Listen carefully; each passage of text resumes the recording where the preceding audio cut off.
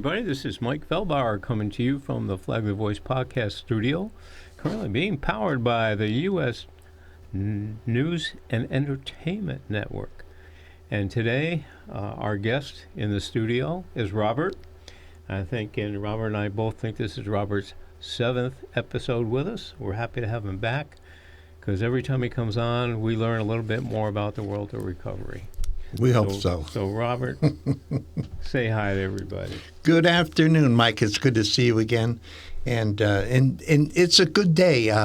It's a good day to be sober. It's a good day to live a life that is beyond my expectations. And at 71 years old, it's good to live so long.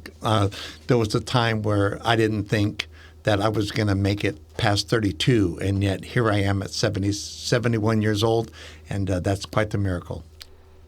Still going, and that's the important thing. And you look back to remind yourself every once in a while where you were. Yeah. But most often to focus on where you are. Exactly. And how you maintain that. I mean, it's basically you've got more than half your life in sobriety now. Yeah. So that's an incredible feat because we don't see enough of that. At least I you know what? We don't, and that can be discouraging at times. I've been sober for 39 years now, exactly 14,474 days, and I am counting. Every day out there when I was drinking and using and doing other things was the longest day of my life. And so the shortest days of my life have been in recovery. So even though I'm counting, I do so with a fresh approach to the day, not because I want to see how many days I've been sober, but how many days I've been given to live beyond what I expected. When I was 32 years old, Mike, and you've heard my story before, and many of our listeners have, I was 32 years old and I thought I was going to die and there was nothing I could do about it. And yet I found out that not drinking was just the beginning of learning how to live a life that was Christ-centered, that was moving forward, and because of God's mercy, I haven't died, and because of His grace, I've been given all the things that I have been given in life. That's great. I mean, that's you hit the target every time, and when you look at that, and look where you've been, and look where you finally made that decision. Yeah. Because it's always a decision we have to make. Yes. People want to make it for us, but we've got to make it if it's going to be. You know, you bring up something so important. Yesterday, I did a little clip. I've come across this thing called Opus Clips, and it allows me to go out to my social media in one fell swoop. And so yesterday, I actually talked about when is a relapse an active decision? When do you take responsibility for going back out and burning our life into the ground one more time? In the rooms of AA, and by the way, I don't speak for AA. I'm not a representative. I'm just a guy who has chosen the 12-step recovery as a path to wellness. But I know at some point we've made a decision because we made a decision not to do what it takes to be sober.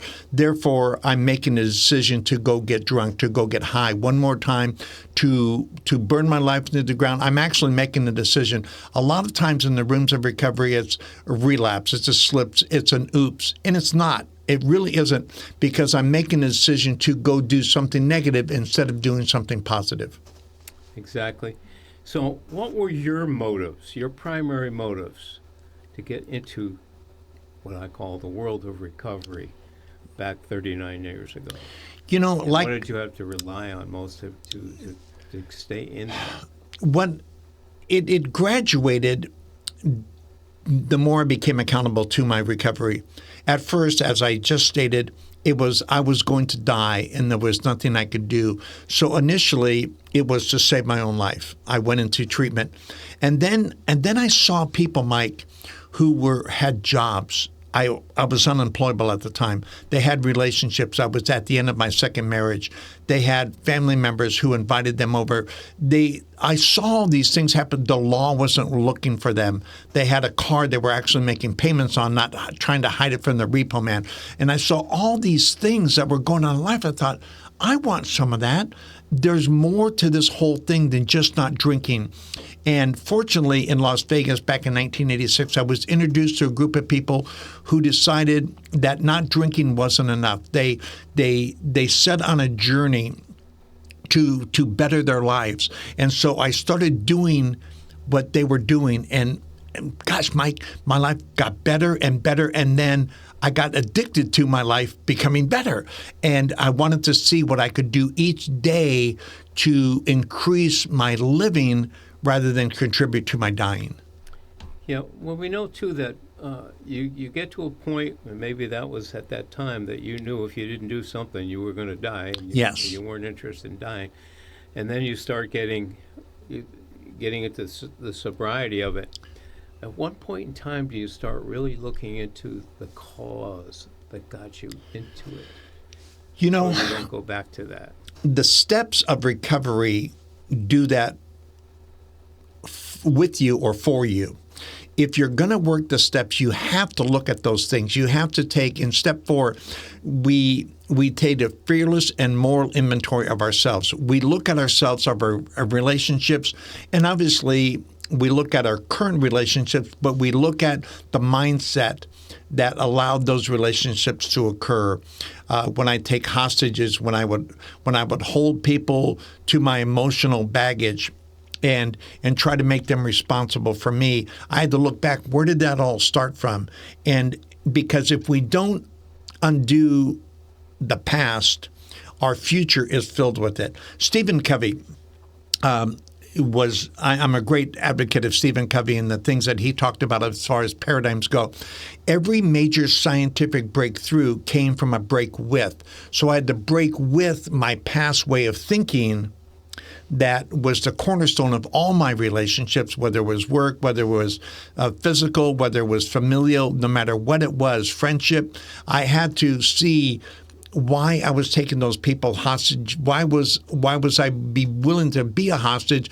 Why was I willing to act as if I was bulletproof for the results? And when I started looking at the causes and effects, I decided that if I didn't want the effect, I wouldn't have the cause. Excellent. So in your current lifestyle, okay, where you are now, your circle of friends, are they mostly all in recovery, or you have a mix of people? What has your life become what the general world would become normal, or are you still in a world that's a little bit different? You know, great question, Mike. In the beginning, because other people wouldn't hang out with me because they knew me, and I was unemployable, it took me a while to gain friends and a fellowship outside of the program of recovery. But little by little, as I expanded on my professional career, I met a girl 2.5 years into sobriety. I started gaining her friends, and we gained our own friends. And little by little, I began to increase, and as the Bible would say, enlarge my coast. And I began, because at some point, for me anyway, and for other people who follow the 12 steps, you begin feeling normal. It says in the big book of Alcoholics Anonymous that we begin acting sanely and normally. And so as I, as I would take on this normal way of living, I began to get normal friends in my life who only know that I have had a problem with alcohol, or that I'm an alcoholic. I have a phenomenon of craving. That's why I don't drink at all. We would have dinner parties where I would invite some people from recovery because they had become my friends. But the more people I involved were not in recovery. They just were living the life that I wanted to live and enjoying life the way I wanted to enjoy it. Excellent. That's a good way of expanding on it. And your daily routines, okay? In your daily routines, you probably are still using some of the things that you've gone through in the 12 steps in the big book to keep strengthening that world that you live in now. Yes. Are there certain particular things that you do? Well, I left the meeting, so I still go to meetings on a regular basis. I probably go to 3 or 4 meetings of Alcoholics Anonymous on a weekly basis. And because I'm always looking for individuals who want the life that I have been given. And so I try to instruct them because, when the student is ready, the teacher appears. If there is no teacher, is the student ever going to have what they've been looking for? And that's a normal way of living. So I wake up every morning as everyone wakes up. I have great fellowship with my wife. I do some chores around the house. I'm retired now. But after I leave here today, I'm going to go edge my lawn. I'm going to go work on projects. I live a normal life because I am a normal guy. Just because I can't drink doesn't mean I'm not normal. At some point, we have to understand that alcohol was a symptom of my problem. Exactly. My problem wasn't alcohol. My problem was I didn't know how to live. So I stopped drinking, but I learned how to live at the same time. And I live a normal life. My neighbors don't know that I'm a recovered alcoholic. They have no idea because it's not necessary for our relationship. They just know me as a good neighbor. And that's what I try to be. Excellent. Again, I think everybody, when you're listening to this and you listen to Robert, whether it's number 7 here today or 1 through 6 before we got to today, you will hear a lot of this. And I'm hoping that what you're hearing will also give you a better understanding. I'm not talking about being sympathetic, okay?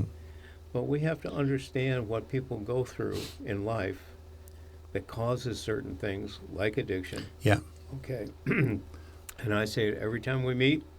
And if I have other guests on, I say it again. The 13 years that I've been doing what I've been doing here, I've not met one person that got up one morning and said, hey, I want to be an addict. I want to be a drunk. I want to use drugs. No, that's not the case. So that, people say, well, it's just a choice. Not really.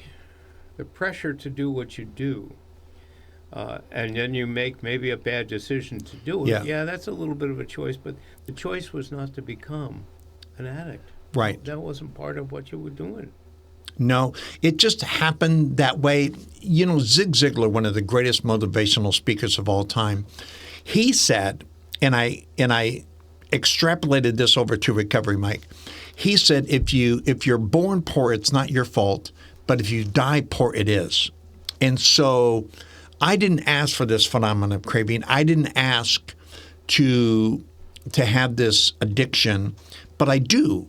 And so, but it was given to me by my ancestors. So I couldn't do anything about that.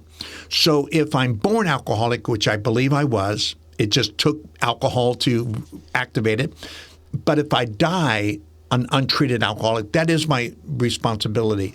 And so even though I'm not responsibility for having the condition, like diabetes or heart disease, most diabetes is treatable through insulin, through medication, through proper diet, through proper living, proper exercise. So if you're born, and we know that diabetes is most always hereditary. So if you're born a diabetic, it's not your fault. If you die a diabetic life, it is your fault. Now, we know that lifestyle and improper eating can bring on diabetes, but for the most part, there's some type of genetic predisposition to it to get it. And so if once again, if you're born diabetic or if you're born with a heart condition, if you're born with any type of ailment that prevents you from being everything, if you decide once you know that, you are now responsible for overcoming that. You've really hit on a very important topic that we work with. And that is that when we have young people in our programs, okay, and they have children, okay, it's hard for them, but I try to tell them it's so important that you talk to your children about that. Yeah. Okay? So they'll learn that they control the on-off switch Yes. at some point. So if, an addiction will go up to 7 generations forward, but it doesn't hit everybody in each one Correct. of those generations. It skips sometimes. And you don't know, but why take a chance? Yeah. Okay? So I think that's very important for the people to know out there. I know there's probably hundreds of people out there have no idea what drew them to whatever, whether it was alcohol or drugs, when they were going through whatever they were going through to do that. But that could have been from 6 to 7 generations Yeah. past. And that's how that hooked them. Because you can take some people, and even in even in all those generations, since it doesn't hit everybody in there, and they can have a drink and it won't make a difference. Yeah. And then there might be somebody, one person in that takes only one drink and they're done. Yeah. So I think teaching people that they have control of the switch as young as you can do it. Mm-hmm. Okay, not in a negative way, but just to let them know that is so very important. Going back to what we were talking about in the beginning, at what point does it become your responsibility? At what point did my alcoholism become my responsibility?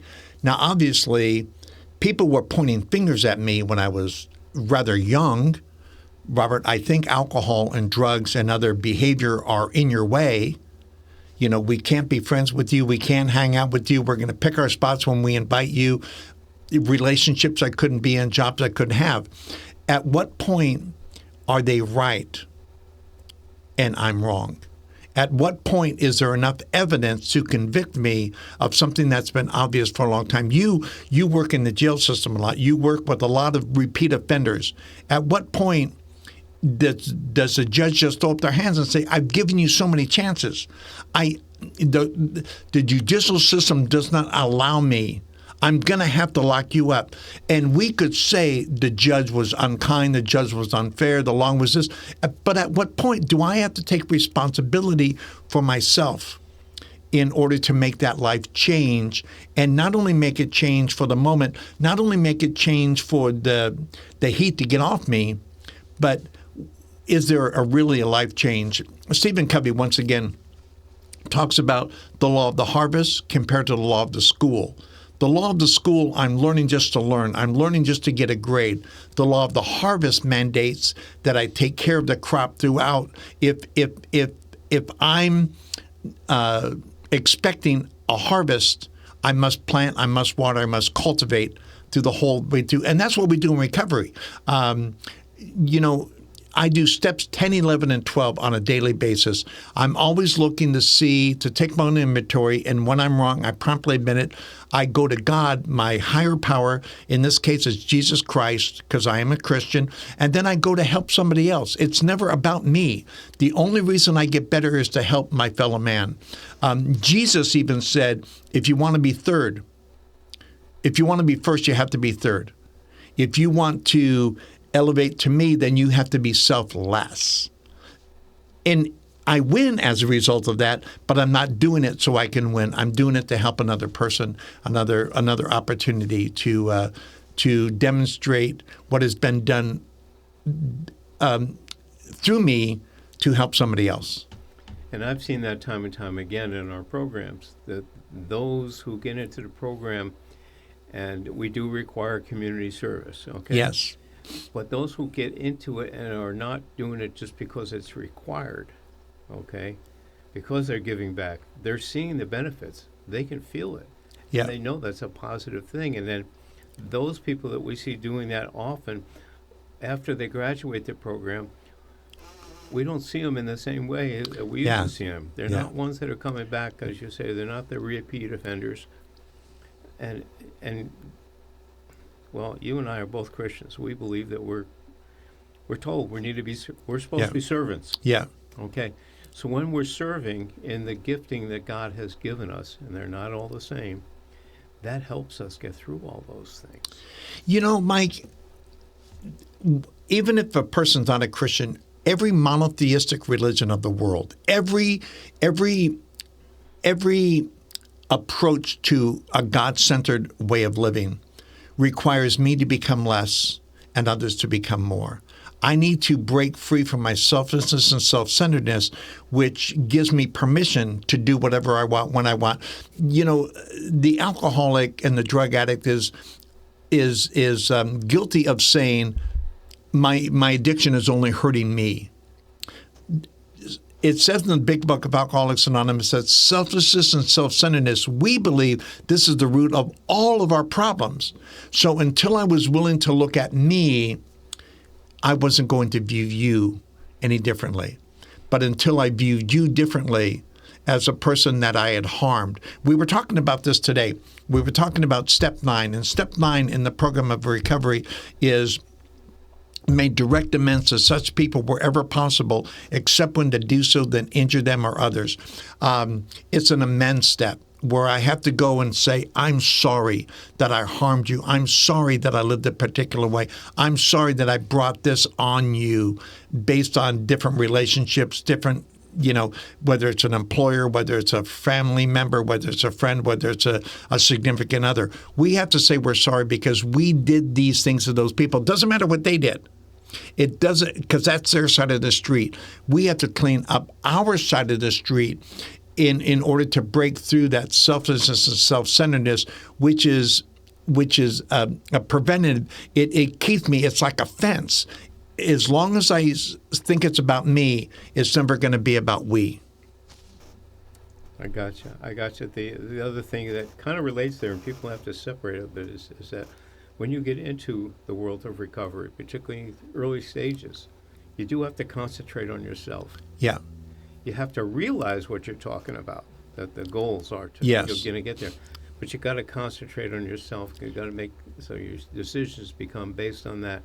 So I can become that person that can honestly go up to that person that I've offended in some way and say, "Hey, listen, I'm really sorry. Yeah. It's what it was at the time."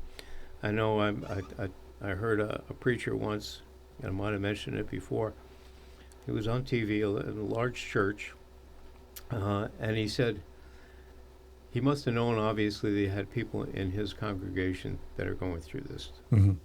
And he said, to the parents, he said, if your child is in addiction and they're stealing from you and they're taking this, taking that, remember, that's not your child at that point. Right. Okay, that's the addiction. We want to get beyond that. We want to have that attitude. You don't want to be the codependent. You don't want to cause that part of it. We've had that discussion here. But we have to understand that behind it all,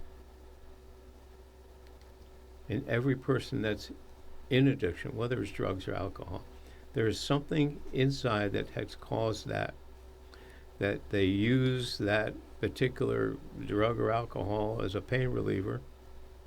They might not even have thought about it, but a friend came up and said, "Hey, you're all stressed out. Here, have this drink. You'll feel better." Yeah. Or take this drug. Yep. And that's how it starts. So if those of you out there that aren't involved in it, take a look at yourself. Okay? Look back on yourself. Yep. We all have issues. Yeah. And we need to get to the point where we're not going to let those issues control us in a negative way. That's very important to bring up because people who are suffering from a sense of loneliness aren't all alcoholics, aren't all drug addicts. Some people are lonely because they're afraid. And they choose medication. It might be Haagen-Dazs ice cream. It might be anger. It might be isolation. But we're afraid of being found out for being how afraid we actually are. And everyone has a different medication that they've chosen. Some people cozy up to a good book. Who could blame someone for reading a good book or not hanging out with certain people? There's certain things that we don't attach a stigma. There's not a stigma like drugs or alcohol or gambling or compulsive overeating where we're gaining way too much weight and we just look unhealthy, or we're going to strip clubs or involved in pornography. We all have a different way of dealing with the loneliness and despair that we're facing. But the answer is the same. Yes, we need to, and that's the beautiful thing about recovery. It doesn't matter what you recover from, it matters that you recover. Because when I got into the program of recovery back in 1986, I was suffering from all these things because at some point alcohol wasn't enough. And at some point in your life, isolation or book, you're going to be involved in an unhealthy relationship that doesn't allow you to be you. And at some point, we have to take responsibility and say, no, I want to live a different way of living. What do I do? Some people choose church. Some people choose a lot of different things. Some people go to the Catholic Church for the Stevens program because they're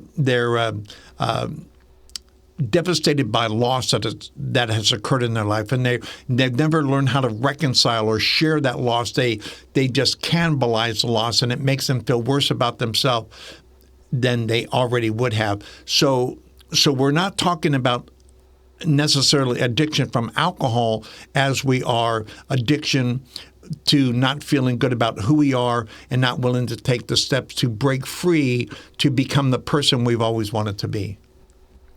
That's a good description. That's definitely a good description. So let me ask you a couple other questions here. What if AA meetings and working the 12 steps, are they for everybody? Are there other avenues that you're aware of? I know the 12-step and the AA program is who you are as far as it's what brought you through. But are there other avenues for people to get there that AA or NA might not have met for them? Yeah, some people, depending upon what meeting you go to, will hear a lot of what we call war stories of what it used to be like, where they're more interested in revival. They're more interested in what is it like today. I will tell you that you have to start where you can start. And if something's working, something's working. And even though I attend to AA on a regular basis, it's not the only path to. Some people can just stop and begin to live a life. They go back to their family. They go back to their wife. They go back to healthy relationships. They just need to know what they're currently doing is not helping them at all. And that's where taking responsibility. But some people go to church. Some people find that just going to church on a regular basis and becoming involved, they can break free from the bondage that addiction has on them, and they never step in the rooms of Alcoholics Anonymous at all. For me, that's where I was led to, and that's where I ended up, and that's where I found my greatest degree of fellowship. But you have to have fellowship with someone that you can see evidence of not doing one thing, but exchanging it for something else. So even though it worked for me, you bring up something interesting. I'm not sure, Mike, if I still need to go to AA. But I go to AA because my responsibility is now to the newcomer. My responsibility, I know what can happen. I don't need the rooms of Alcoholics Anonymous to live steps 10, 11, and 12. Everyone should want to clean up, want to get closer to God, want to go help their fellow man. Everyone should want to do that as a normal course of living. But I find it necessary to go because that's where the newcomer, that's where the greatest result of number of newcomers happens to be. But I could find the same thing in church. I can find the same thing in a number of ways of life. So every individual is going to be a little bit different, but find where you can breathe. Find out where you're most comfortable and pursue that. And that's exactly as we have participants come in the drug court program. We insist on them going to meetings. Yeah. However, we don't tell them which meeting they got to go Exactly. to. They go AA, NA, Celebrate Recovery. We consider in our team church is a meeting. Yes. Because if you can get the fellowship that you need, yes, exactly, the community that you need to work in to help you, guide you through these things, that's exactly what you're saying. It's what it's all about. Yeah, the only caveat I would have to that is Alcoholics Anonymous is the only place that I'm aware of that says, let's start with your drinking. Because if we go to church or we go to other fellowships, they might think that having a drink every now and then is acceptable. And there's nothing wrong with that. My wife drinks. There's nothing wrong with alcohol. except when it comes to me. So if you're whatever you get involved with, make sure that people know. Oh, yeah. That's very important. Like my doctors know I've had enough surgery in the past. I recently had an ablation surgery. I let my doctor Patel know. By the way, I want you to know I'm a recovered alcoholic, a drug addict. And when you prescribe for me, keep that in mind. So you're prescribing as little as possible for the shortest amount of time possible, because I can't be trusted. Because just because I'm 39 years sober doesn't mean I'm not going to relapse. And the relapse might be innocent, but the result can be deadly. Well, I agree with that 100%. We've talked about that before. I was a 2-pack-a-day smoker. Yeah. And thank God it's been 43 years since I've had that. But I also know that if I had one, I'd be in trouble. Yeah. So that's in my mind. I understand that, and I think it's very important to keep that. So when you are dealing with medical issues and things like that, to advise your medical people that you need to keep things more control, less of this, less of that. If they can do that, work you through it so you're not go through that stuff. Yeah. Okay, because that's not a place you want to be. Yeah. If you want to change your living, then oftentimes, and going back to your question, we need to change old playgrounds and old playmates. And some people don't drink because of their relationship with God, which is fine. But in the beginning, I don't drink, not because of my relationship with God, but because if I do drink, I'll go off the deep end. You got that. You know you're in trouble. And that's, the awakening. Yes. That to understand that because of where you are, there's things that you shouldn't do anymore. Yeah. Because it can lead you back there. Yeah. You can lose that control that you have. And then you put yourself in a bad place with your community, and those you go back to it. So, and it's so easy, because I remember again with the cigarettes, I quit 6 times before I finally got it. Yeah. Okay, so basically I said I relapsed 6 times. So, and every time I relapsed, I ended up doing more than I did before. Yeah. Yeah. Your body's trying to catch up. And today in the world of opiates particularly, that's so dangerous. Yeah. Because you've been away from it for a while, and then you have that slip or relapse, whatever you want to call it. And you take that first one at where you think you were before, and what they're adding to the stuff now, it could only take one and you're dead. Father Martin says something when he talks about the progression of alcoholism and drug addiction. He talks about the person who goes back out after a prolonged period of time. He talks about first he handles a drink, then he handles 2 drinks, and then he handles 4 drinks. And in a relatively short period of time, a court handles him. And because in a relatively short period of time, and it's true with drugs, alcohol, any type of dependency on overeating, because I used to weigh 395 pounds. And there was a time I lost 70 pounds. And the minute I ate State Line pizza in Chicago, I was off to the races again. I would spend the next 7 years gaining weight. And I finally reached my climax at 395 pounds. I had gastric bypass surgery. I had to have some help because I was beyond my ability to help me. I had to surgically change the way I viewed food. At gastric bypass surgery, some people would say that's an extreme. But it was what I needed when I needed it. I needed to have some surgical operation that would take away my desire to drink now, or to compulsively avoid now.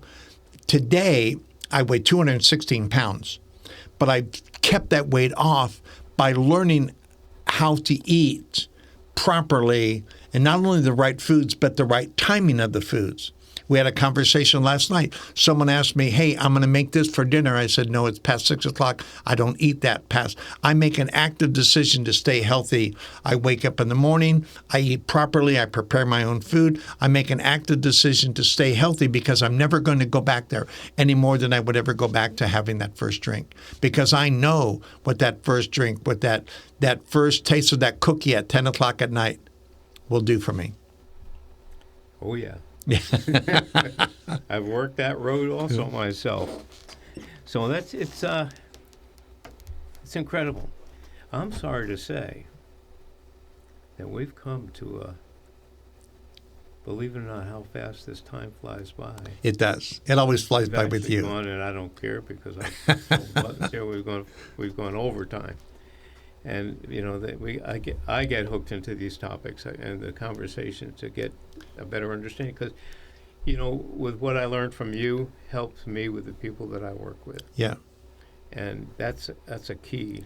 That's a real key and important thing. So we're going to have to work on getting 8 scheduled up. And I know I screwed this schedule up last week or whatever it was, the week before.